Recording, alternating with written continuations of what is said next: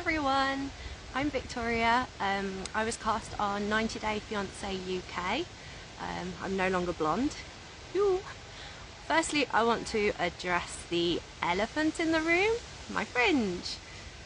So I've been seeing some comments saying whoever cut it should probably be arrested. Well, yeah, lock me up, because I haven't had a haircut for like 7 years. So I've been getting a lot of messages asking what's happened to the end of the show. Well, it is finished. I haven't actually filmed any more since a couple of weeks after Sean left the UK, and no, he has not been back to England since. I think my last filming day, it was quite hard for me. It was me leaving him in London.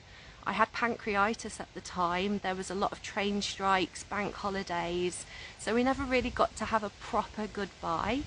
I don't know if anyone noticed, I was trying to hide it, but I was actually crying. I don't like to show me crying, I get embarrassed. But yeah, it was really sad, because it might not appear like it on the show, but myself and Sean, we were in a proper relationship. We had lots of amazing times while he was here in the UK.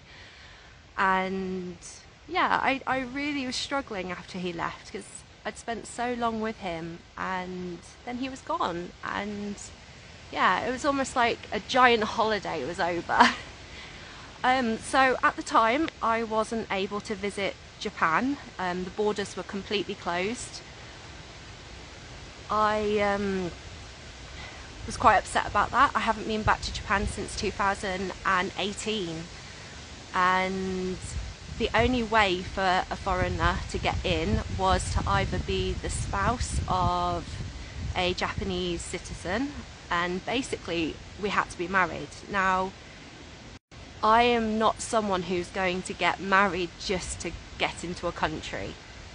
That seemed like a ridiculousness to me. I'm sure a lot of people would have liked that so they could get to see Japan, but no, that is not something I'm willing to do. So we had to wait, and he had to come here, and we had a great time. We enjoyed lots of things, and admittedly, without Sean's funding, there is absolutely no way we could have done the show, because he paid for most of our time in England. I'm actually on universal credits. I'd been unemployed for a couple of years prior to COVID. My dad was very unwell. I'd been very unwell. And so basically we were both surviving on savings, which for the long term is not feasible. But it was something we could do. We took the opportunity and we had fun. I found filming quite intense. I didn't actually want to be on TV. Sean said it was our best option to be together, and I agree. I mean, had we have not done the show, there's no way we would have spent as long together as we did. And I'm very grateful for that time we spent together. I do have some good news. Japan is opening its borders from this week, next week, the 11th. Gosh, all days blur into one these days. And that means we will be able to see each other again soon, because he has not been back to England, even though he promised he would. Anyway, so hopefully that means a trip to Japan will be coming up very, very, very soon to see him.